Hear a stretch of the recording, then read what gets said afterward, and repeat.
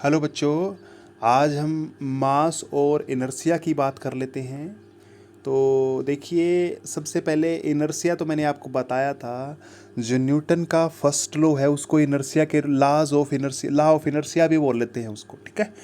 तो इनर्शिया क्या होता है ये आपको पता होना चाहिए। ये बिल्कुल सेम है, पहले वाला नियम ही है ये एक तरह से। मतलब कोई ऑब्जेक्ट है ना, वो अपनी जो स्टेट है या रेस्ट की हो या मोशन की हो, वो उसमें रहना चाहता है, यानी वो अपनी स्टेट में चेंज नहीं चाहता।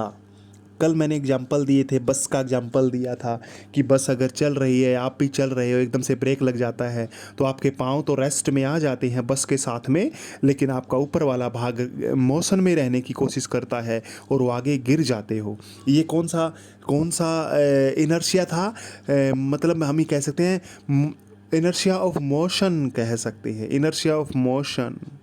और दूसरा इनर्शिया कौन सा था? अगर बस रुकी हुई है, आप भी रुके हुए हो और बस एकदम से चलना शुरू कर देती है तो क्या होता है, आपकी पीछे की तरफ गिरते हो, क्योंकि पाँव तो आपके पहले रेस्ट में थे लेकिन एकदम से मोशन में आ गए क्योंकि वो कांटेक्ट में थे, लेकिन आपका ऊपर का शरीर कांटेक्ट में नहीं था तो वो मोशन में नहीं जाएगा, एकदम से वो रेस्ट में रहने की कोशिश करेगा। यानी inertia of rest, inertia of rest है वो। चलो देखिए, the property of an object because of which, एक प्रॉपर्टी होती है, किसी वस्तु का गुण होता है जिसकी वजह से इट रेजिस्ट, ये विरोध करती है, प्रतिरोध करती है, to get disturb its state, जो इसकी स्टेट है उसके अंदर जो डिस्टर्बेंस हो रही है, यानी मोशन में है तो अगर रेस्ट में नहीं आना चाह रही, अगर रेस्ट में है तो मोशन में नहीं आना चाह रही, इसी को हम इनर्शिया बोलते हैं। इसी को हम क्या बोलते हैं? इनर्शिया बोलते हैं। अच्छा, इनर्शिया ऑफ जो ऑब्जेक्ट है ना, वो मास के अंदर मेजर किया जाता है। यानी कहने का मतलब, जिस वस्तु का मास ज़्यादा होगा उसका इनर्शिया भी ज़्यादा होगा। यानी inertia is directly proportional to the mass. Directly का मतलब ये हो गया, अगर मास ज़्यादा है तो इनर्शिया भी ज़्यादा है, अगर कम है तो कम है। This mean inertia increase with increase the mass.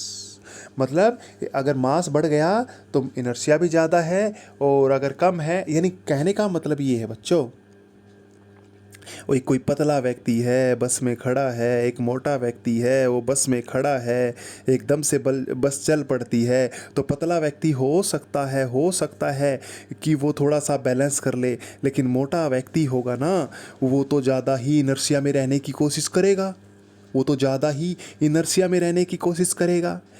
ठीक है, तो यानी वो ज़्यादा दूर गिरेगा, मोटे वाला व्यक्ति ज़्यादा दूर गिरेगा और पतले वाला कम गिरे, यानी इनर्शिया में रहने की कोशिश कौन करेगा ज़्यादा? जो भारी वस्तु होगी। ठीक है, ये बात याद रखनी। A heavy object will have more inertia than the lighter one, यानी जो वस्तु भारी होगी वो हल्की वस्तु से क्या होगी?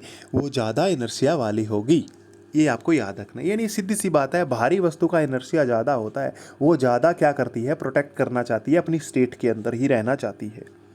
इन अदर वर्ड्स, द इसको हम दूसरी शब्दों में कह सकते हैं, इस पूरी सारे ऊपर वाले को पॉइंट को, the natural tendency of object, जो नेचुरल टेंडेंसी ऑफ ऑब्जेक्ट जो होती, यानी जो नेचुरल टेंडेंसी होती है, टेंडेंसी यानी झुकाव प्रवृत्ति, दैट रजिस्ट, जो विरोध करती है, the change in state of motion या rest of the object is called inertia. यानी एक प्रॉपर्टी होती, ये ऊपर वाली ही बात लिख दी मैंने, the natural tendency on object, ये पे काट सकते हो, the natural tendency of an object, जो प्राकृतिक प्रवृत्ति होती है किसी ऑब्जेक्ट की, that resist the change in state of motion और रेस्ट, जो विरोध करती है रेस्ट का चेंज होना या मोशन में अगर चेंज हो किसी ऑब्जेक्ट में, वो इनर्शिया कहलाती है। क्या कहलाती है?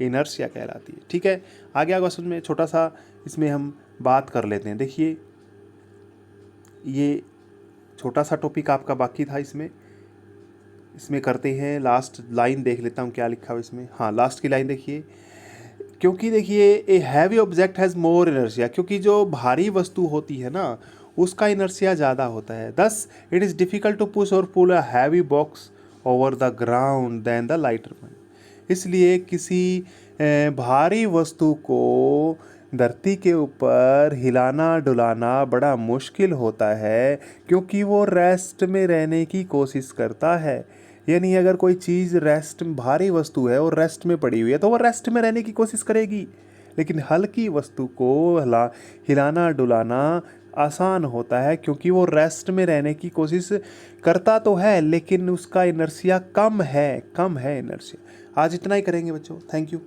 इतना ही करेंगे आज।